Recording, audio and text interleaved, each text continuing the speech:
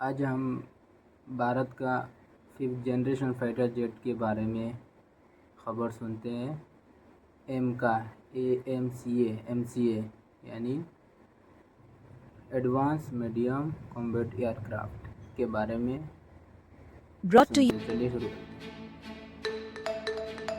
भारत की stealth technology पर अब दुनिया की नजरें टिकी है। 5th जनरेशन फाइटर जेट एमका को लेकर सामने आया एक ऐसा खुलासा जिसने रक्षा एक्सपर्टों को भी हैरान कर दिया है। भारत के एमका को मिलेगा अब एक अदृश्य कवच, एक ऐसी ग्रीन कोटिंग जो न सिर्फ रडार को धोखा देगी बल्कि पर्यावरण के लिए भी पूरी तरह से सुरक्षित होगी। ये कदम भारत को 5th जनरेशन जेट टेक्नोलॉजी में अमेरिका, रूस और चीन की बराबरी पर खड़ा कर रहा। एमका यानी कि advance medium combat aircraft Bharat का अपना स्वदेशी 5th generation multi role fighter jet. इसका design Hindustan aeronautics limited HAL और DRDO ने मिलकर तैयार किया है। ये एक सिंगल सीट ट्विन इंजन वाला विमान है जो air to air, air to ground और इलेक्ट्रॉनिक वॉरफेयर मिशन एक साथ पूरा कर सकता है। सरकार ने मई 2025 में इस प्रोजेक्ट को औपचारिक मंजूरी दी है और अब इसके प्रोटोटाइप बनने शुरू हो गए हैं। पहली उड़ान 2029 तक और पूरी तरह ऑपरेशनल वर्जन 2034 तक वायुसेना में शामिल हो जाएगा। अनालाग की meta material surface cloaking system, अनालाग संस्कृत का शब्द है जिसका अर्थ है अदृश्य, और ये नाम बिल्कुल इसके काम पर फिट बैठता है। इस तकनीक को विकसित किया है IIT कानपुर के वैज्ञानिकों ने और ये वही टीम है जो भारत की high and Meta material research में अग्रणी है। 2024 में इसे लॉन्च किया गया था और अब ये एमका का हिस्सा बनने जा रही है। अब आप सोच रहे होंगे आखिर ये कोटिंग काम कैसे करती है। दरअसल ये एक मेटा मटेरियल बेस्ड लेयर है। इसकी खास मॉलिक्यूलर संरचना ऐसी होती है जो रडार वेव्स को सोख लेती है या उन्हें बिखेर देती है, यानी दुश्मन के रडार पर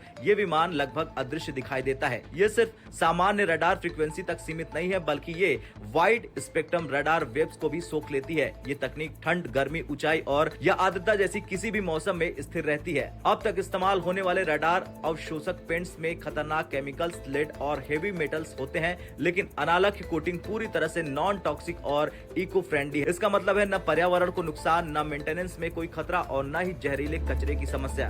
यानी भारत की रक्षा तकनीक अब सिर्फ ताकतवर ही नहीं बल्कि सस्टेनेबल भी है। इस कोटिंग की सबसे बड़ी खासियत यह है कि 90% से ज्यादा सामग्री भारत में ही तैयार हो जाती है। इससे विदेशी निर्भरता लगभग खत्म हो जाती है। ये आत्मनिर्भर भारत का सच्चा उदाहरण है जहां अत्याधुनिक विज्ञान और स्वदेशी उत्पादन साथ चल रहे हैं। एमका सिर्फ इस कोटिंग से नहीं बल्कि कई अन्य डिजाइन एलिमेंट से भी स्टेल्थी बनता है। इसका एयर फ्रेम ऐसा बनता है कि गर्मी कम से कम निकले। इंजन एग्जॉस्ट को रडार सिग्नेचर से बचाने के लिए IR सप्रेशन सिस्टम लगाया गया है। इसके एंगल्स और सतह रडार वेव्स को परावर्तित नहीं होने देती है और अब अनालग की कोटिंग के जुड़ने से ये एक हाइपर स्टेल्थी प्लेटफॉर्म बन जाएगा। अगस्त 2025 में भारत ने फ्रांस के साथ इंजन डेवलपमेंट साझेदारी की। ये साझेदारी एमका को अगली पीढ़ी की थ्रस्ट और इफिशियंसी देगी।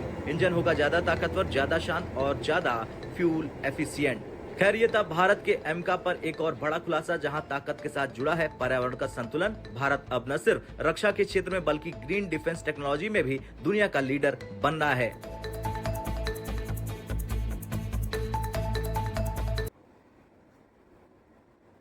एमका एडवांस मीडियम कॉम्बैट एयरक्राफ्ट जो भारत बना रहा है, जो रडार पे नहीं आता है, जो खबरों में आ रहा है, उसके बारे में खबर थे।